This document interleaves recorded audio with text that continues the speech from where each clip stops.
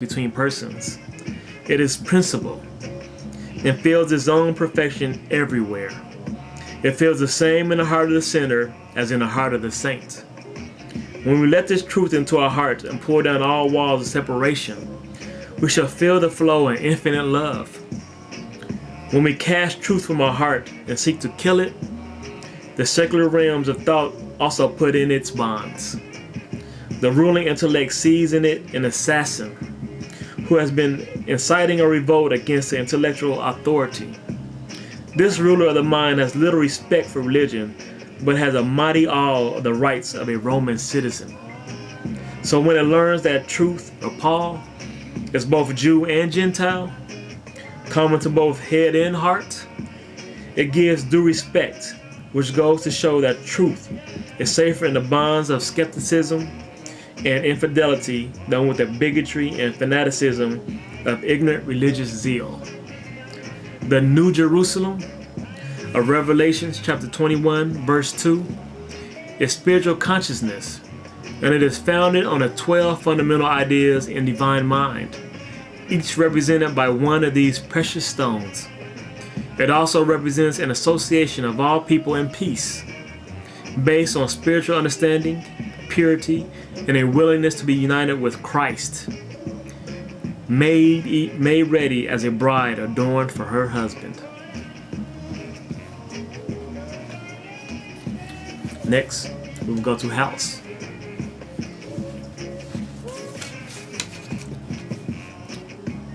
House, Jehovah's, from Micah chapter 4 verse 1. The metaphysical definition, the body. We are a temple of the living God. 2 Corinthians chapter 6 verse 16. The mountains are the higher brain centers, and the top of the mountains is a spiritual brain in the very apex of the cranium. When men cultivate spiritual thoughts, this top brain is exalted above the hills, and the whole consciousness or peoples shall flow to it. When the spiritual center is quickened, it sends out a far-reaching thought energy, and the whole race consciousness is lifted up. This is represented as many nations going up to the mountain of Jehovah. The house that God builds and dwells in is man's body. Know ye not that your body is a temple of the Holy Spirit? 1 Corinthians chapter 6 verse 19. We worship God in the body temple by serving Him day and night in His temple. And He that sitteth on the throne shall spread His tabernacle over them. Revelation chapter 7 verse 15. The fruits of such service shall be, they shall hunger no more, neither thirst any more. Neither shall the sun strike upon them, nor any heat. For the Lamb that is in the midst of the throne shall be their shepherd, and shall guide them into fountains of waters of life. And God shall wipe away every tear from their eyes. Revelation chapter 7 verse 16 and 17.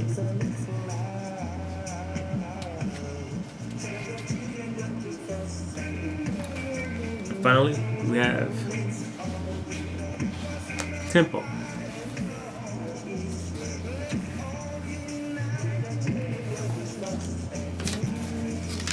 Temple.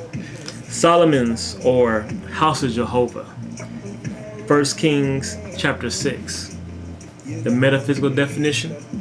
Solomon's temple is a symbol of the regenerate body of man, which when he attains it, he will never again leave. This enduring temple was built in the understanding of spirit as the one and only cause of all things. In 1 Corinthians chapter 6 verse 19 and in 2 Corinthians chapter 6 verse 16, we learn that man's body is a temple or house of God. History says that for magnificence, splendor, and cost, Solomon's temple has never been equaled. It occupied 3/4 of a square mile and cost $1 billion. Yet not a vestige of it remains. Several temples have since been built on the spot where it stood. So we see that the enduring temple that man is to build is not the outer symbol, but the body temple of Jesus Christ. When Jesus came teaching that the body is a temple, he brought to man the revelation of the enduring temple. We as a race are educated through symbols. The Temple of Solomon and the tabernacle that preceded it were object lessons, symbols of the true tabernacle that God pitched, but not man, of the temple not made with hands, eternal in heaven. The heavens represent the consciousness of the ideal in each of us. The real temple idea is a permanent abiding place for the ego. The ego must be clothed upon. Man is a series of conscious projections from center, ego, to circumference, body. This clothing is made of thoughts. We are told by physiologists that the whole organism is built cell by cell and destroyed cell by cell. The builder of a house uses brick and mortar, and through this we have a correspondence in body building and in character building. There must be pigeonholes where all the different thoughts, feelings, and memories can be filed away, that they may be found readily when wanted. This is the object of the divine body temple, and it is a wonderful structure. It is not